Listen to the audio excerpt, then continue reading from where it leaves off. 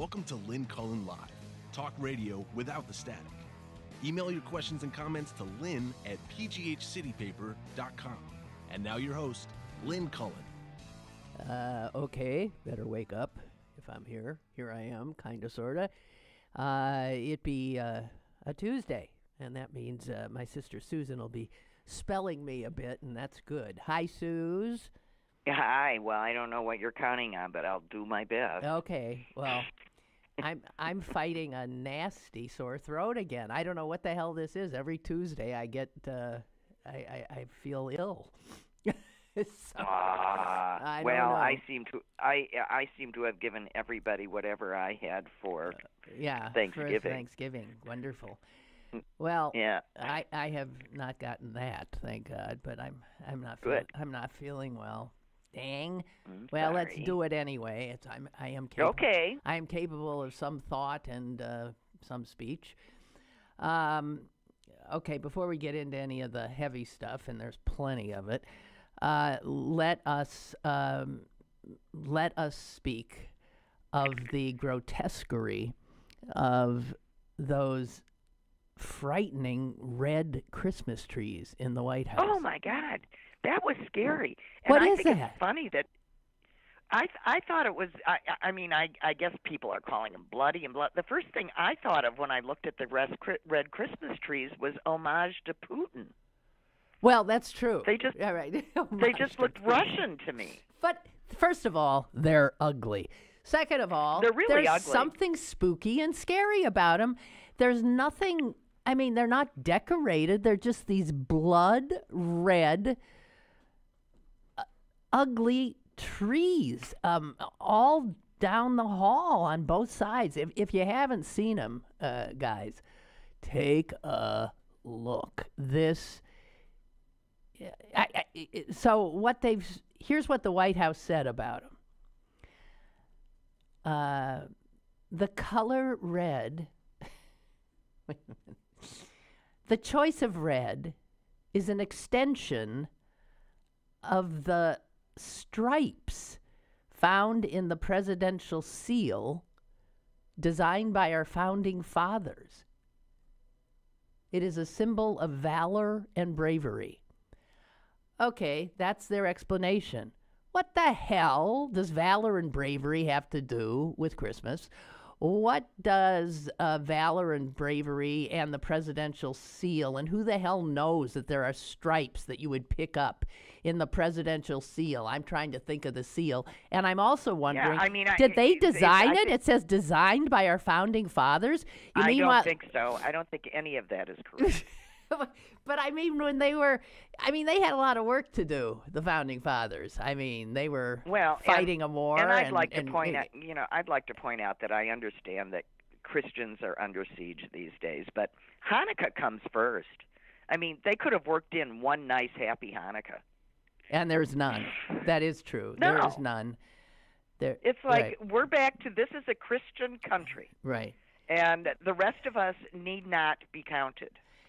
Yeah, but I mean that's really a step back. They used to, they've been trying to be more inclusive. Right. But even, Christians must look at those blood red, disgusting trees and think, it really looks like something you would put in some nightmare scenario after some bloodbath.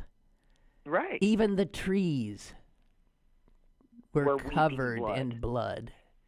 Right. That's what it looks like. And apparently... And then there's always those Merry Christmas pencils making wreaths saying, be great again, or whatever they say. No, I think they're her... no, they're her thing. So it says, what's her thing? It's grammatically incorrect, but what is it? Be better or be... What is it? Be best or something? Yeah, be best, I think. It is, yes, Melania Trump's Be Best logo making up wreaths with pencils. Sarah Silverman said it looked like an exploding asshole. Or something like that. I don't know. That's just wishful thinking. But it is as ugly as anything I've ever seen. And apparently Melania, like her husband, really doesn't like to do the job. And the job, according to all other first ladies before her, is that you do this, tour of the White House Christmas decorations. Right. And even if you're going to leave us all out, at least do the part you're doing right. Right. And she refused to do it. And instead, they released about a 50-second video of Melania, strangely with a coat draped over her shoulders, sort of wandering through the displays. She was looking for the exit. What? God.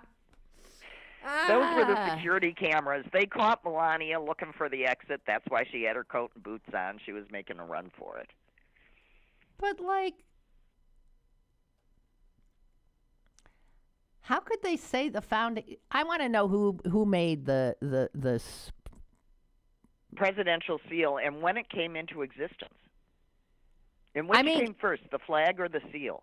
I don't know. And in terms of the priorities of those guys who were, again, fighting a war and trying to found a nation on principles that a nation had never been founded on before, and, bickering among themselves and worrying that they were going to be hung. I mean, all of this stuff. And then they said to one of them, hey, we need a presidential seal. Come on. Make sure it has lots of red in it.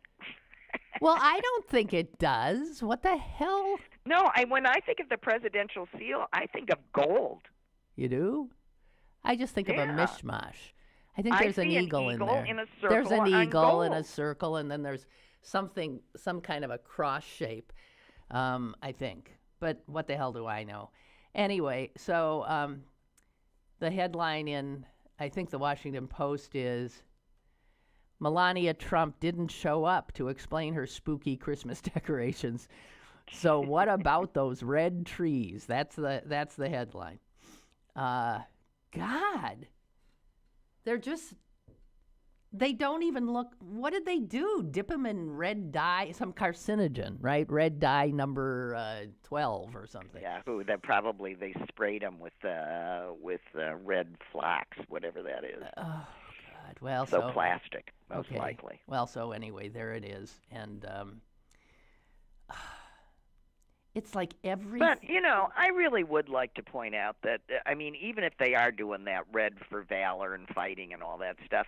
What does that have to do with Christmas? These guys died so that we didn't have one state religion, so that everybody lived here equally and blah, blah, blah. I mean, that's what they're fighting for, not to make this a Christian nation, by the way.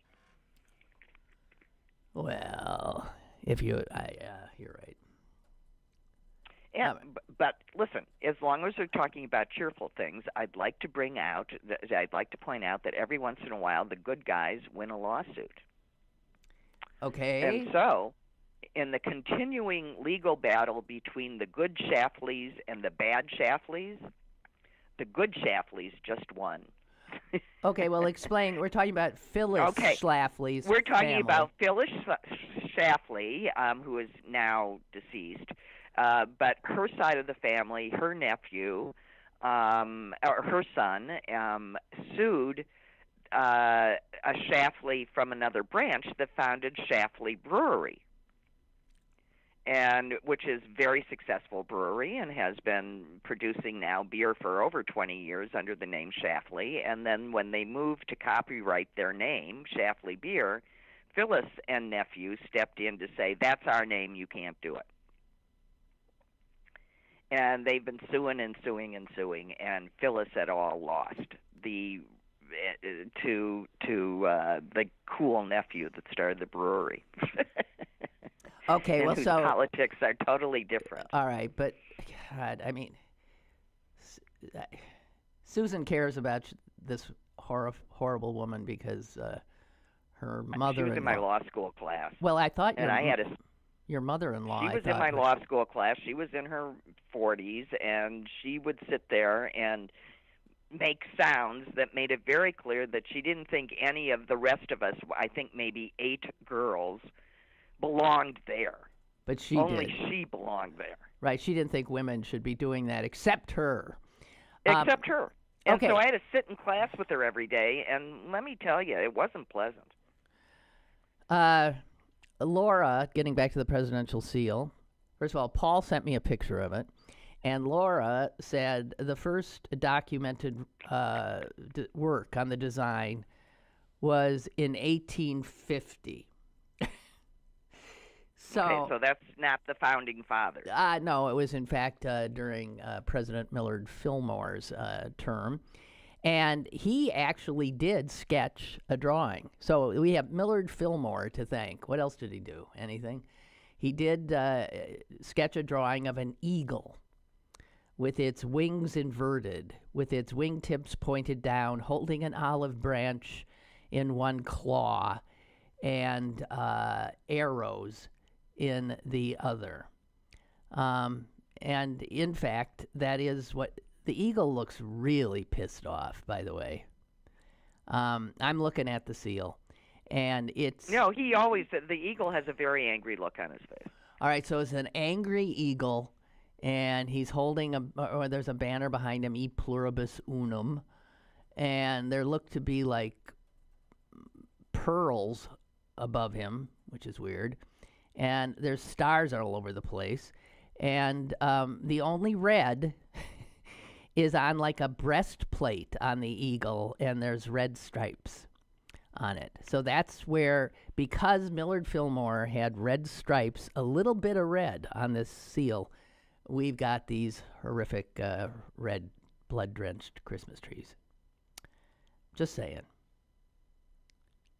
I mean, there's no way it would have been an eagle if the founding fathers had done it, because they hadn't even chosen the eagle. Ben Franklin was wanted the turkey. Right? Right.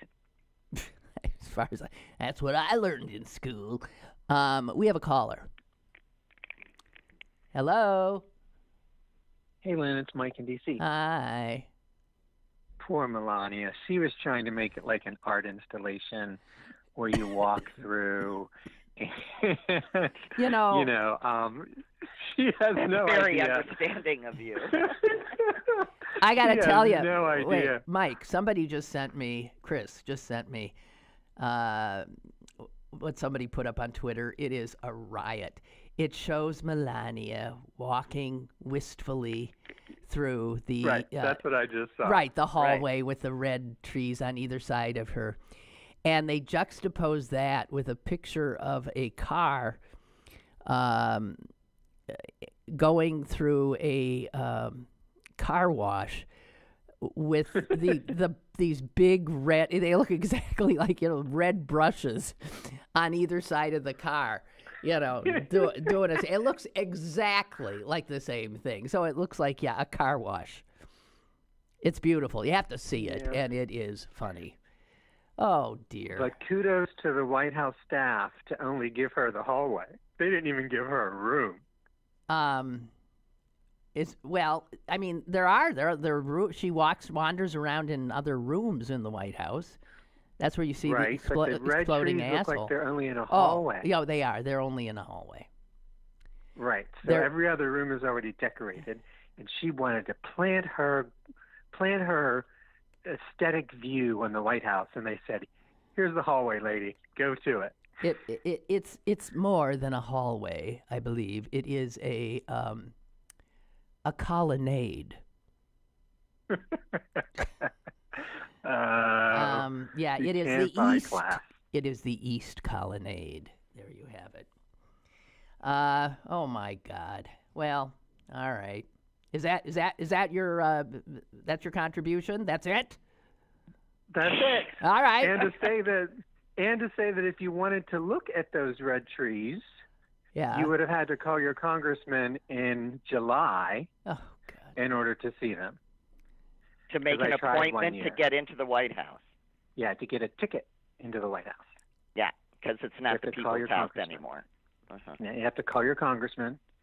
And because I tried the last year of Obama, because I thought it's going to be a while before I can get in there.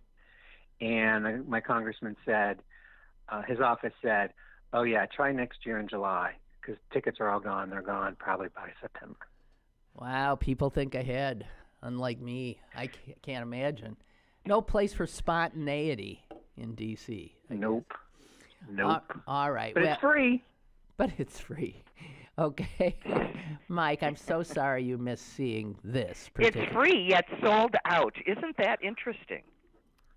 Yeah, isn't it? All right. Well, they just have a... Bye. Okay, bye. All right. Oh, so, okay. I guess we can't beat the red trees anymore. That's enough, right? No. Okay, well, I just want to point out two op-ed pieces in today's New York Times that both essentially say the same thing, and that is that Republicans are just horrible human beings.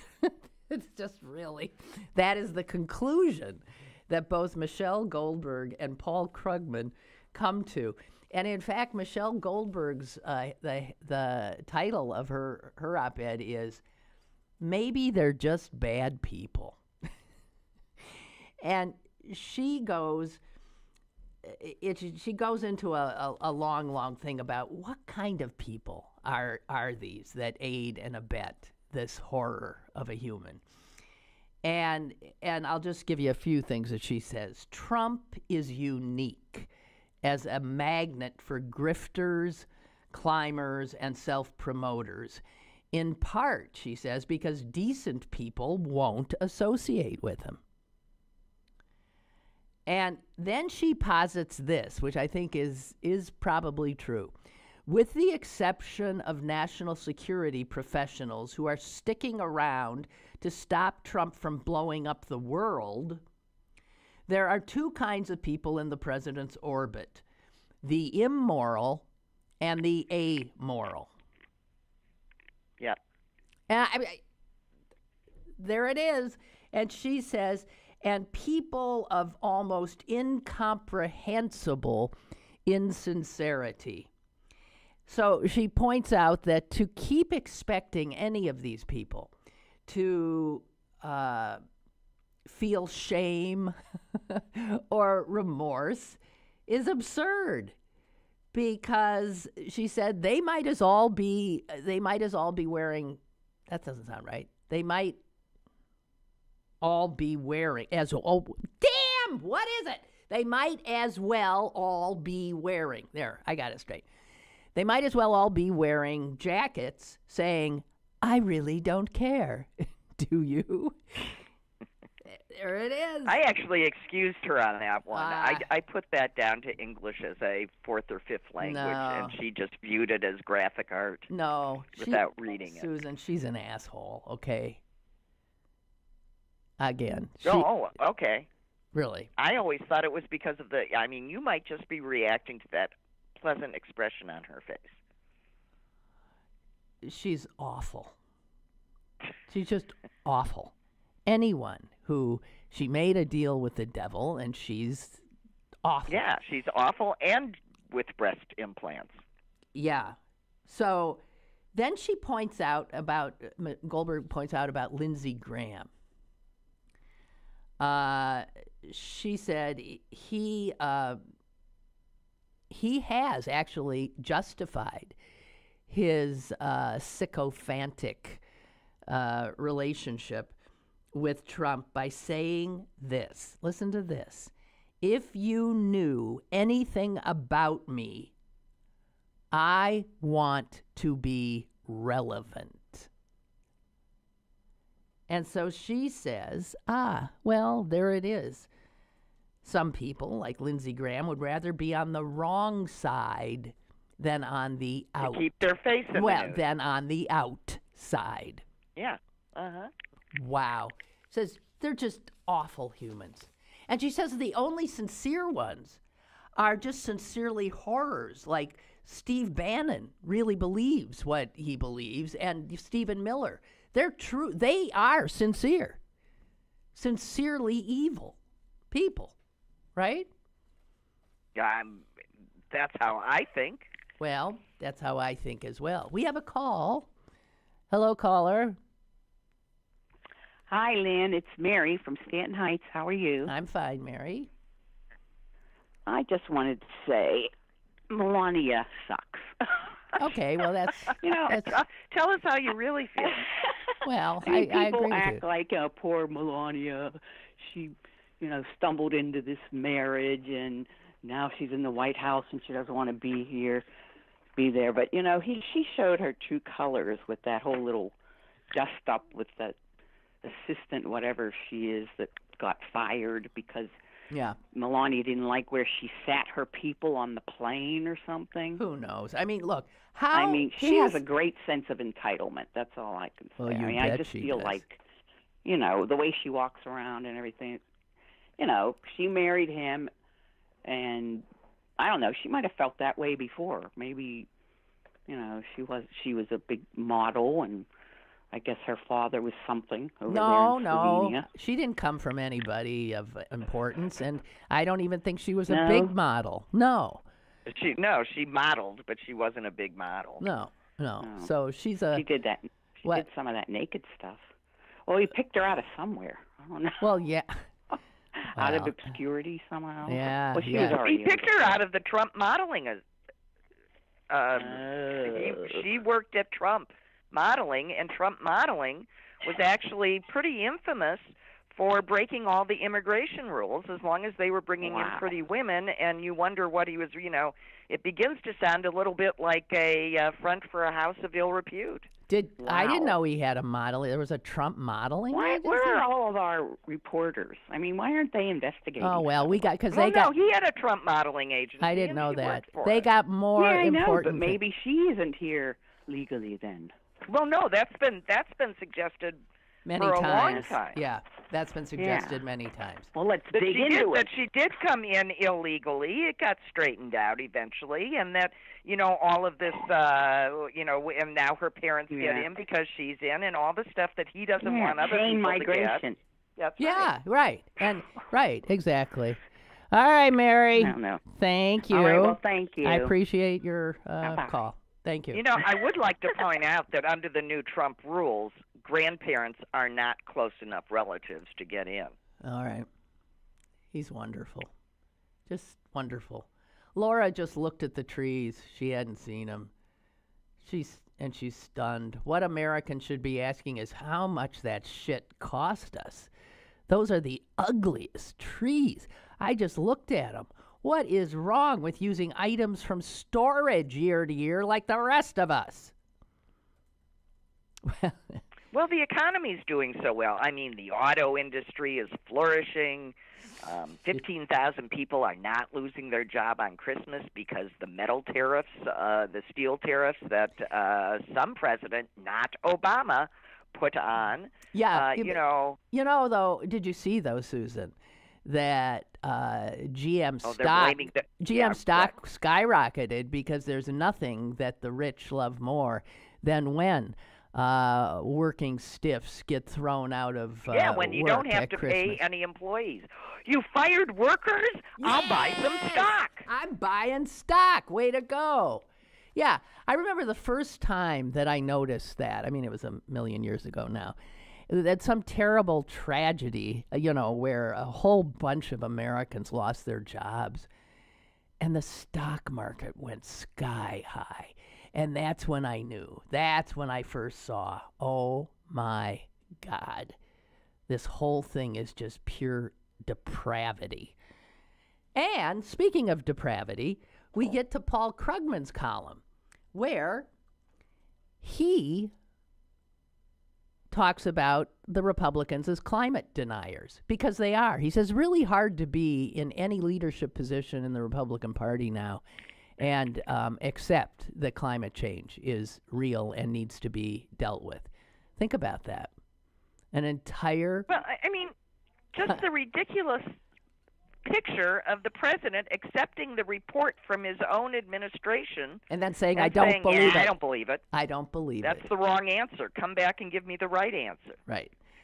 So Krugman points out that these people, again, are just horrible human beings, because he says, come on, most of these people, the vast majority, are not good faith climate change deniers. He says if somebody opposed climate action out of a real good faith disagreement with the science, that would be a shame, but it would not be a travesty. But he says these people, there's nothing sincere about it. They've come to their position because they care about profit. They care about money. Almost every they care about short-term gains, and they don't care about the long-term consequences. And I mean, he actually says, don't any of these people have children?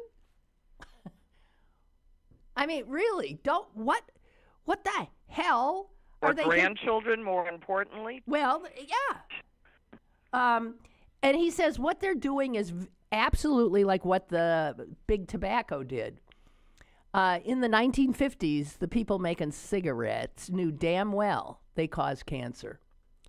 And they still blithely went trying to hook more and more Americans on it, and also paying scientists to come up with a bunch of crap studies that said that their product was not, in fact, killing people. And he said that's what's happening with this, and it's mostly because of the fossil fuel industry is now doing. Right. But he says this is so much worse than big tobacco, because we're talking now about literally the destruction. You know, tobacco was just killing. With tobacco, the victim had to cooperate. But with this sort of stuff, we're all victims, and we don't have a choice. It's nothing that we're doing. They're just ruining it for us, and it's very different from tobacco companies. Well, and also... except in its cynicism. Yes. But also, oh, God, my head. I'm sorry. I had a thought, and it just went away. He says... No, but Susan, I don't know that you could say... That's what I was thinking. They big tobacco actively tried to... Distorted. No, hook. Yeah, they distorted. No, hook. They addicted people. They knew they were addicting them to this product. Yeah, I remember I was one of them. Yeah, well, me too. So, he says it's flat-out depravity on a scale that makes what the big tobacco denial seem trivial. Yeah, smoking kills people, but climate change isn't just going to kill people. It may well kill civilization. Trying to confuse the public about that is evil on a whole different level. And he said Republicans don't just have bad ideas. At this point, they are bad people. Yeah. Well, I wish I didn't totally agree, but yes, I think that anybody that is still standing behind this guy, making apologies for this guy, is bad, is evil, is purposefully refusing to see what's in front of their face for God knows what reason. Okay. Okay. Yeah. Milton has sent me the answer to how Melania became an American. It's as awful as you can imagine. She actually got in on a EB-1 visa. It's nicknamed the Einstein visa. Right. And in theory, it is reserved for people who are highly acclaimed in their field, and the government itself explaining what the Einstein visa is, who would get the EB-1 says, you know, somebody who's won a Pulitzer Prize or an Oscar or Olympics winners. Or a medical researcher. Yeah, right. And instead, Trump's been using him to get the Mar-a-Lago weight No, staff. he doesn't use the EB-1 for that. But he did. Look it up. Look it up. No, thanks. I'm not going to, because I think there's other things he can use that for. There was a lot of weird stuff going on. EB-1. So she began applying for a visa in 2000 when she was a model working in New York and dating Donald Trump. And she got approved in 2001, and she was just one of 5 people from Slovenia to win a coveted EB-1 visa in that year. And then she became a citizen 5 years later, and that gave her the right to sponsor her parents, who have been here and are now that chain migration applying for citizenship. Unbelievable.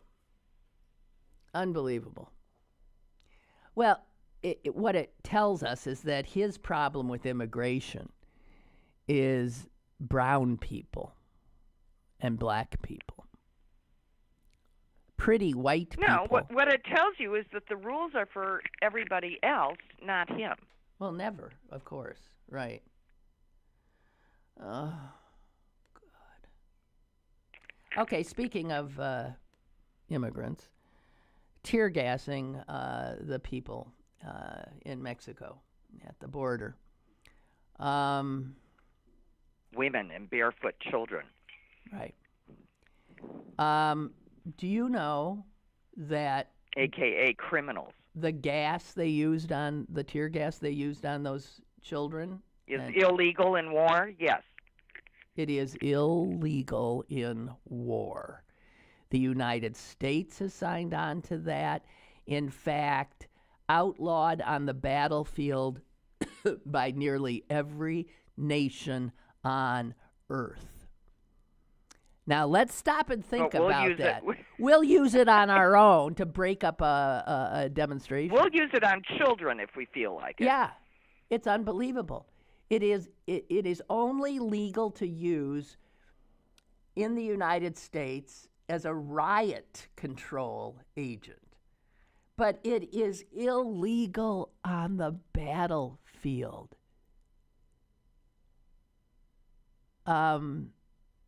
Unbelievable.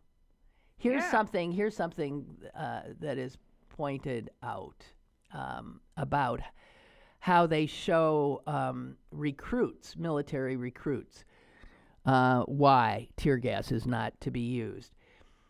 It says here, nearly military recruits enter the chamber one by one and don protective masks. Tear gas swirls, and then they are ordered, take off your mask. And men and women training for war, it says, their eyes well, their throats tighten, and they uncontrollably gag, many vomit. And this awful exercise is used to demonstrate to troops that their equipment works. It also shows in a visceral way what happens if you get hit with CS gas. Outlawed on the battlefield by almost every nation on Earth. But we will send it toward women and children. Wow.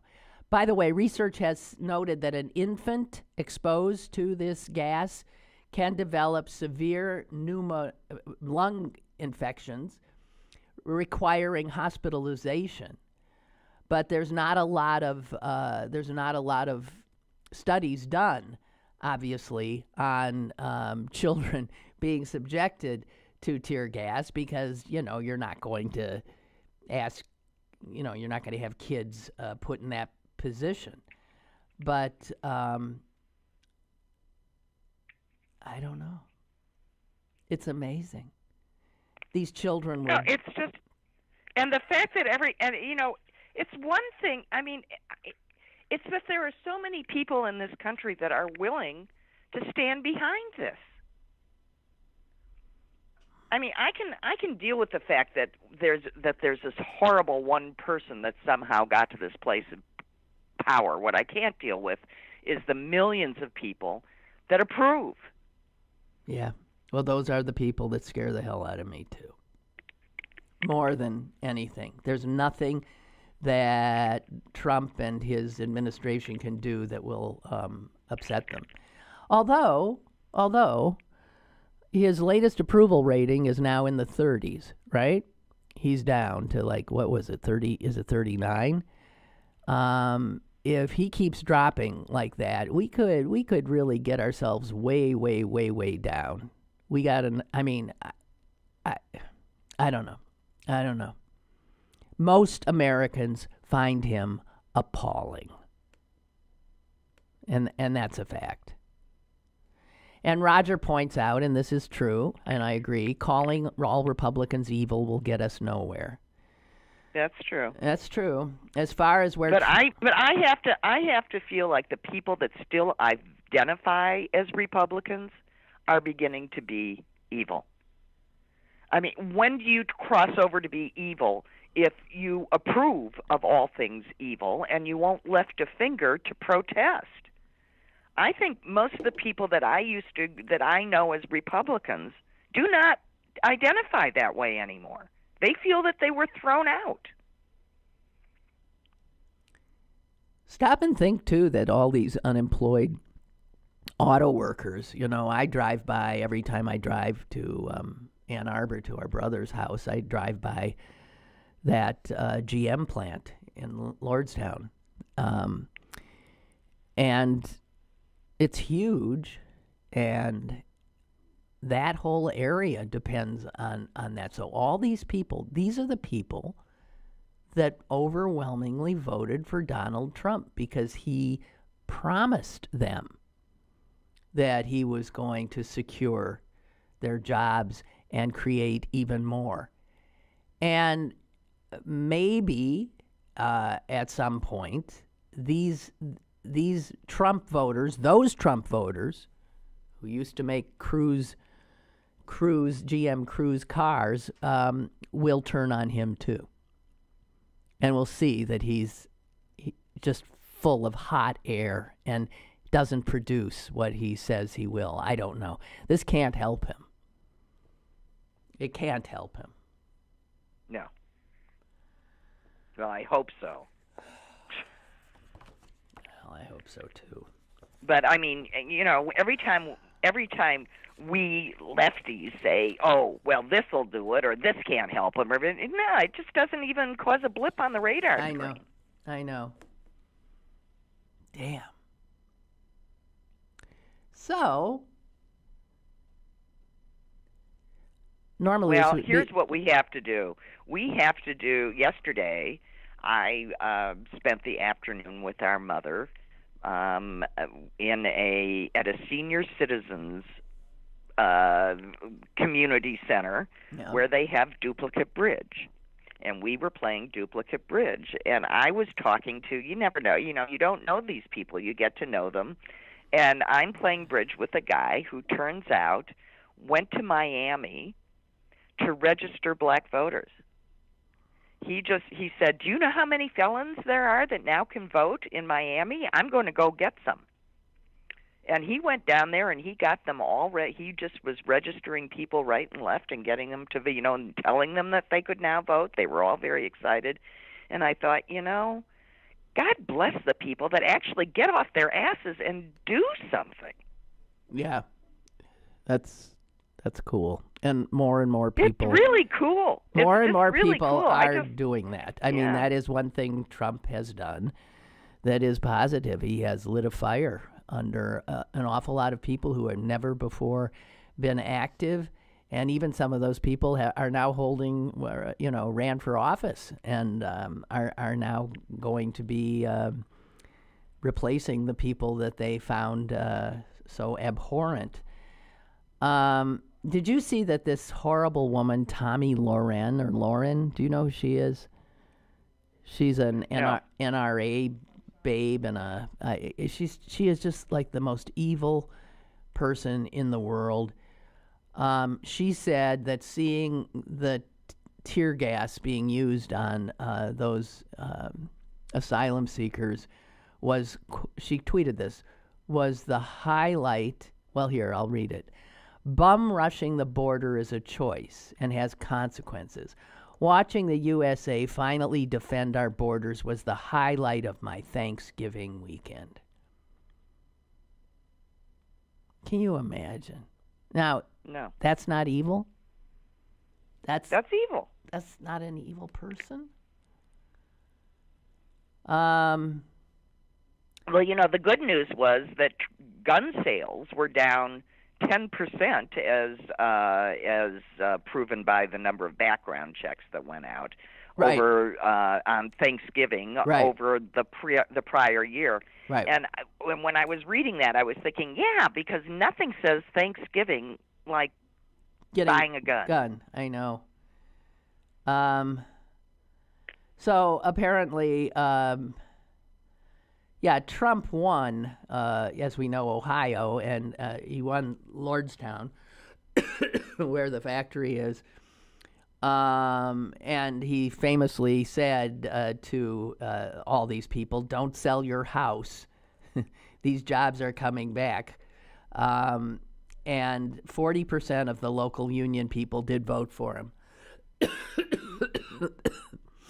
But they got nothing. Well, here's the thing. Anyone that thinks that you can make a industry survive by executive comment, I know, or edict, please. Incredible. Just because he said he was going to bring your manufacturing jobs back doesn't change reality, and the reality is those jobs aren't ever coming back. The world moved beyond those jobs. Well, he even told people that he said coal's coming back. That's another reason you have to be a climate denier, because the only way we start to battle what is happening is by stopping using coal. So, well, and the reason, honestly, let's be clear, the reason that none of those cars are selling that GM is throwing out is because all of the barriers that we put in place to protect the environment and decrease the use of gas-guzzling trucks and SUVs have been, were disappeared. Right. And that is true. So people did. So we killed those jobs because we were more interested in selling SUVs than in protecting our environment. I mean, there were reasons why we were doing these things. They were to protect the environment. So now we are not protecting the environment. We have 80-year-old guys in California, in Palm Springs, driving around in 40-ton pickup trucks because we all know that they need them to transport their wives to the beauty parlor. We do things, we tax things, we create rules and laws in this country to influence social behavior for the good. And what you are seeing with GM is the removal of those things and the result, the loss of jobs and the killing of the environment. Also the price of gas. I hope you're all happy. Drive your trucks, drive your SUVs. Yeah. Oh, dear.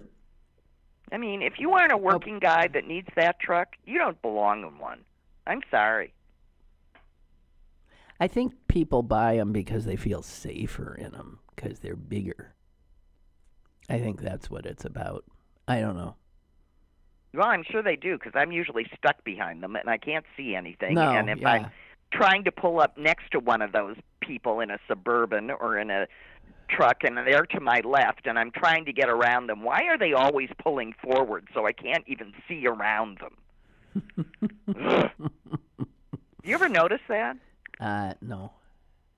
Oh, God. I am annoyed by them. I can never find my car in parking lots because it's just like hidden in between these huge, monstrous these things. Great big cars. Yeah. Right. You have to go looking for the little car. Yeah. Okay, so obituary of the day. Bernardo Bertolucci. Yeah. Italian director. That was Last Tango in Paris, right? That was Last Tango in Paris, but it was also... So that was the director that had Marlon Brando actually rape a woman on camera so that we could really viscerally get it. Anally rape a 19-year-old. So let's celebrate that death, shall we? Okay, so that, for those of you who've not seen Last Tango, by the way, its rating was X. It had an X rating. Yep. And that got it, of course, tons of publicity. It was on the that sent our mother and our brother off to see it together. Bill and my mom went off to see it. And the first night, and the local television stations were out in force to cover this outrage because it had been, viewed as obscene and pornographic by some. And just so you know, in it, Marlon Brando plays this washed-up, middle-aged jerk who has a sexual relationship with this very young French woman. And at the time, the woman who played she was 19 years old. Her name was Maria Schneider. And the scene in question, where Brando uses butter, a stick of butter, to lubricate her so that he could anally rape her. And here is nobody knew that this came out much later, and it came out in 2013 because Maria Schneider, asked about that scene, said that she was traumatized by it and had no idea what was about to happen to her. And Bertolucci absolutely admitted that he said this. He wanted, this is a quote, "I wanted Maria to feel, not to act. I wanted her to feel the rage and the humiliation." So he pulls Brando aside and tells him to just essentially rape her while the camera ran. She, by the way, she's dead. She did not have a good life after that. I'm not saying that that's why, but so my brother and my mother did go, and my mother was actually interviewed by a local TV reporter, and was asked what she thought about that scene. What about this scene? It was already known that there was this rape, very graphic rape, with using a stick of butter. And my mother's famous response, which I believe aired, I think she got herself on TV. She said, "Well, I think it's great promotion for the dairy industry."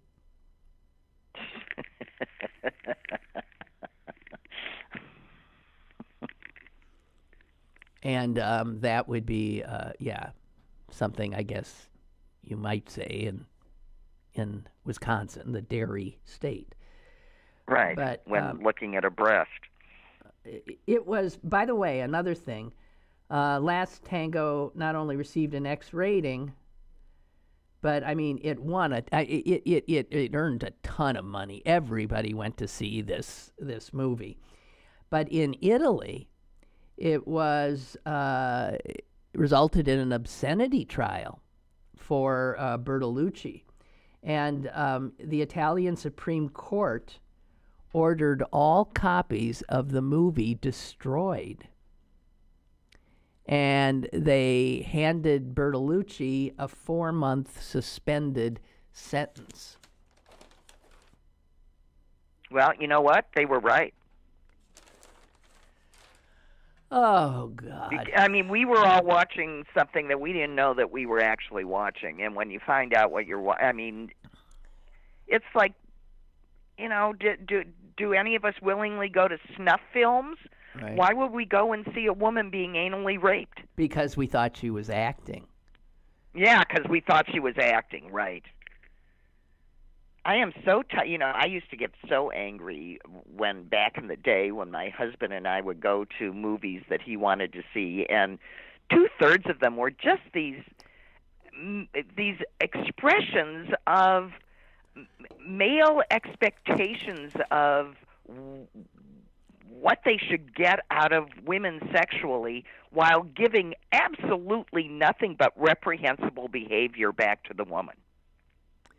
Yeah, I guess that. Yeah, I think that is. Do you understand what I'm saying? You know, all of these movies about, like the alcoholic that falls in love with the absolutely spectacularly beautiful prostitute, and dies in her arms at the end of the movie. I'm going, what sort of nonsense is this? I mean, it's just. I don't know what movie you're talking about. Well, I can't remember the name of the movie, but I used to walk out of more of these movies going, I don't know, these men that think that put all their fantasies out there, you think they would just be embarrassed. Well, when Last Tango premiered, and it was 1972, by the way, it did. It was everywhere. It was it was being covered because it was so. It was pushing in a direction that no one had ever gone before, and Pauline Kael. It didn't push, it stepped right over the line. Pauline Kael, the famous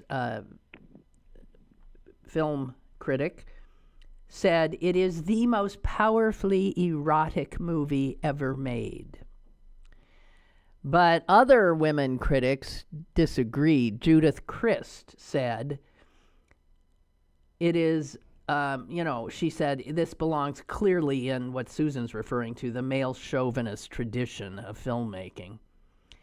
And also a woman reviewing it for the New York Times said it is the perfect macho soap opera.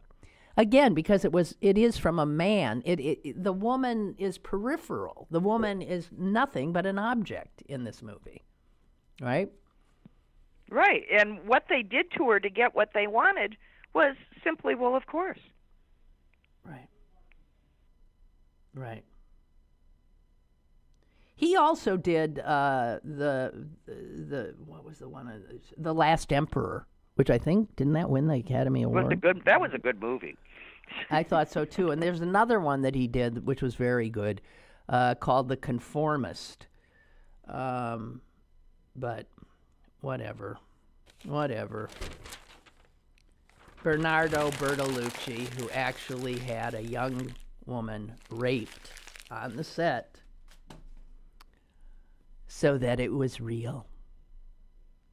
Well, now, let me point out that sort of directing, when not taken to quite this extreme, is not unusual. So, for example, when Paul Newman was in a Broadway show being directed by someone I don't know, but he was, his character needed to be on the outs with everybody else. The director took everybody else out, and spoke to them all without Newman knowing it, and, told them that he wanted them to treat Newman like that all the time. Even when they were not rehearsing or acting. That he needed that to get that reaction out of Newman, and that's what they did. Well, I think some actors though actually do that themselves. Well, they do. Yeah. Well, it was what my husband ended up writing a lot of papers about, that what happened on the stage between actors and directors was really sort of applied psychoanalysis. You could watch all of the theories of psychoanalysis happen in the relationships between directors and actors and in between actors. It was very interesting. If we didn't live in these Trumpian times, you know what the big story today would be? The fact that a Chinese scientist has said that he has produced the world's first genetically modified babies. Right. He made them AIDS resistant. Yeah, which seems like a good thing to do, but he crossed a line. That's not the point. That's right. He crossed a line. And the thing is, these lines will always be crossed because once something is possible, the idea that somehow laws or rules will keep it from, being used is absurd. Once it's there, it's there. And so now listen, half of our movies are about evil genius gone wrong. Well, okay, so he did something that you could say is good. He took twin girls, and well, wait a minute. Let's be clear. He claims he did it. There's actually no evidence or proof, and he hasn't offered any. Okay, but here's the other thing. He apparently is known to be a very good scientist. I mean, he's good at what he does. So probably, my guess is he did it. And this is what he did is against the law in the United States and most of the world. But China appears to be playing fast and loose with this kind of gene editing, because think of what it can do. I mean, I keep saying that humanity will become sort of like cyborgs, but we can also now, we're getting close to being able to alter humanity so that the only children that will be born might just be warrior children or worker children or science children. You know what I mean? We can just create the people we want and not have, they'll be manufactured, essentially. If you want to get into science fiction, which is perfectly plausible, right? Mm-hmm. Yeah. Yeah, I mean, it's the argument, started out as it was just the first step towards the creation of the master race, But that's right. You take it further, and we're just cyborgs. Right. So you don't, obviously, if you can tinker around and make sure that a child will not get certain diseases and make them all a good height and resistant to this and that, and you just start and creating. We'll all be blonde, and we'll all be blue-eyed, and we'll only have boys, or we'll only have girls. I mean, it just. Well, it's a master These things race. usually tend to end up badly. Well, it's not boys they'd want, because Bill and I were talking. You only need one boy. You only need one boy, and stop and think about, you need one rooster, right?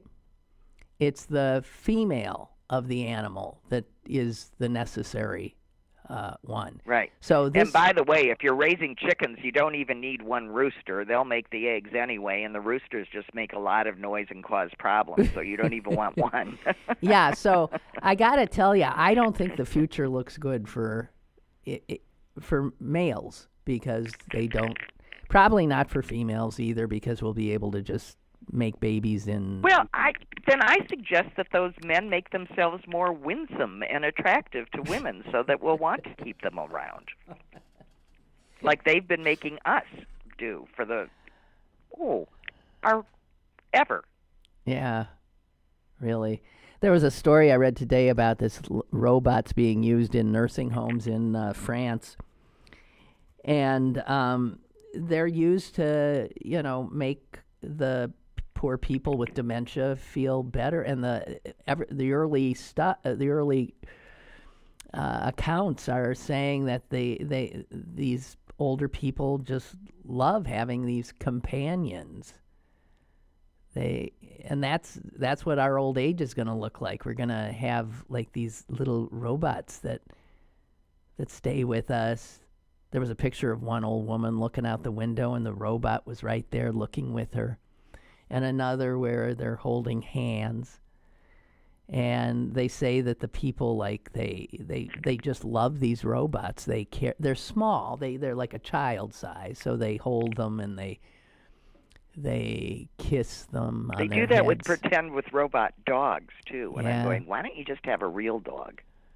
Well, because the robot is cleaner and easier to control. You don't have to feed it. You don't have to take care of it. Right, right. And you just have to charge its batteries. But Right. So we're going to substitute real affection for pretend affection. I mean, something sort of... Yeah, not right? Not right. There's something sort of, we don't have time for you old folks. We're just going to send in a machine to make you feel better. Oh, yeah. Well, Susan, I was hoping, I was so depressing yesterday. I was hoping not to be depressing today, but I don't think I succeeded. Other than Melania, we want to thank Melania for her red Christmas trees because that's the only thing that gave us a little relief, I think. Maybe. Yeah, I mean, in 20 years ago, we would have called those red Christmas trees Melania's menstrual anger, Jesus. On that note,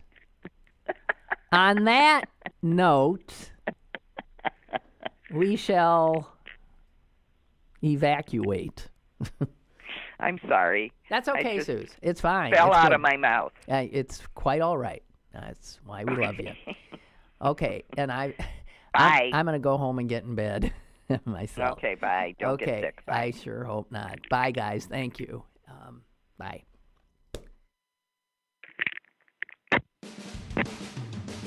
Lynn Cullen Live, Monday through Friday from 10 a.m. to 11 a.m. and archived at pghcitypaper.com.